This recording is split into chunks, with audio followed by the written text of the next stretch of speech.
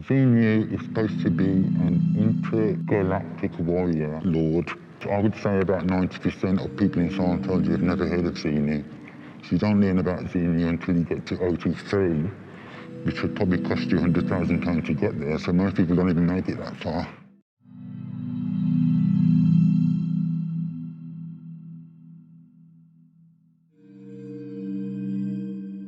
I first got involved with the church after reading a book of theirs.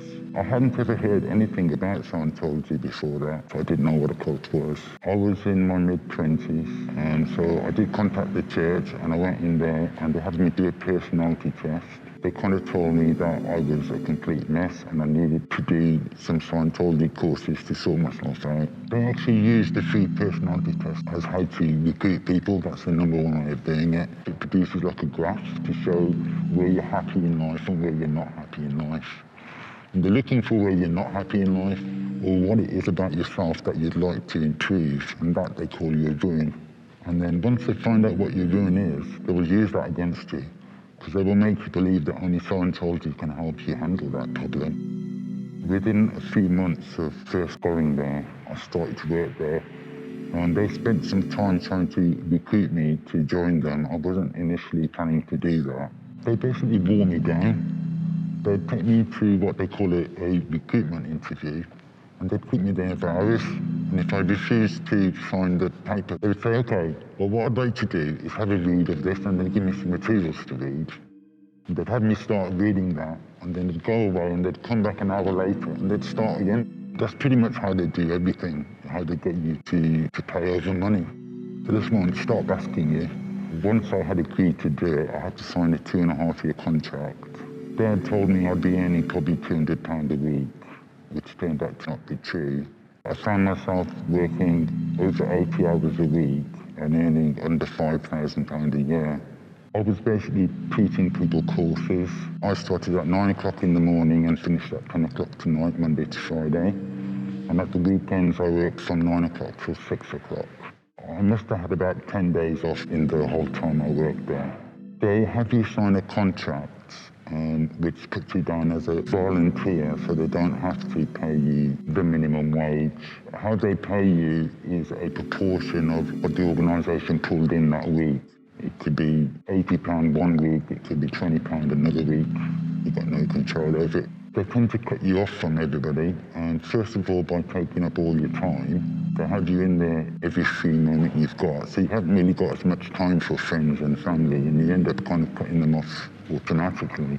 They also encourage you not to read newspapers or listen to the news, and they tell you it's full of lies. So I thought I was learning something, but since I've come out, I do realise that yes, I was brainwashed by them. They get you speaking in their terms and their own language, and so you start to see the world completely differently. At one point, they decided to send me to a place called Flag in Florida in America, and they send you there to become trained. They consider that place to be the mecca of Scientology. They paid for me to go over there. And then once I got there, they took my actual passport off me, and they kept that, so I couldn't leave if I wanted to. And I was doing courses over there in America. It was an even harder schedule than it was in England. It was even longer. You had to repeat certain principles over and over. They call it Chinese school. You literally knew everything word for word. They were supposed to pay so much every week for your room and board there. If they failed to pay, then you would work to make up that amount. So you'd spend so much time every week, probably about 25, 30 hours, doing some physical job usually. You'd have to do that and then spend the rest of the time on course as well. I was quite lucky if I got 6 hours sleep. That was a good night. Part of the work they made me do was to work on these buildings that they were changing from one thing to another. They were updating them. For part of the day, they would have these kids come on there. They're called the EPFers, and they would come and work on the site, and they didn't have any safety, any gloves, nothing, and they were just running around the site working. At the time, I was a little bit surprised at that. I was like, why are the kids here? You know, some of these kids are probably 13, 14 years old. The Sea Org is the kind of elite part of Scientology. They will work probably close to 100 hours a week for most of them, and they get paid about £50 a week. Some of them seem like very nice people, and some of them seem like very ruthless, nasty people. OT stands for Operating Satan, and it's supposed to be a person that's really in control of their life. They're supposed to be able to control things with their thoughts, with their intention.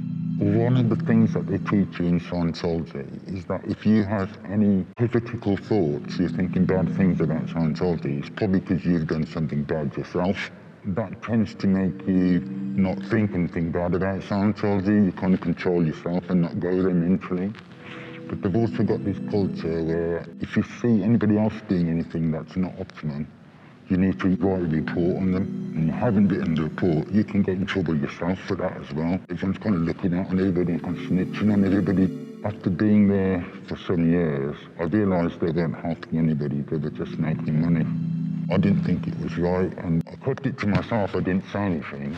But before you can leave there, they have you do what they call a security check, where they ask you questions to make sure you haven't done anything that you shouldn't have done. You have to see various people, each one tries to talk you out of leaving. Then they put you on the e-meter, that machine that they use, and they do a confessional on you because they believe that the reason that you want to leave is because you've been doing bad things. And if they really can't stop you, then they make you sign some things to say you'll never talk about it, some like non-disclosure type forms, which they don't give you a copy of. Then you're allowed to leave. When I was in, I was under stress all the time. And when I was out, I felt free. All of a sudden, I felt like, I can earn money, I can do things, I can buy things, I can go places, I can go on holiday. I kind of got my life back, And it wasn't until about 6-7 years later when I started looking on the internet about Scientology that I really got it, what had happened to me. I did realise that the whole thing was a complete scam. I was definitely a different person when I came out of Scientology because I'd picked up a load of conspiracy theories. I was completely off the rails. I hadn't been to see the doctor for years about anything because I didn't believe that doctors knew anything. I refused to drink water from a tap because it's got chlorine in it and fluoride in it, which I believe are poisons.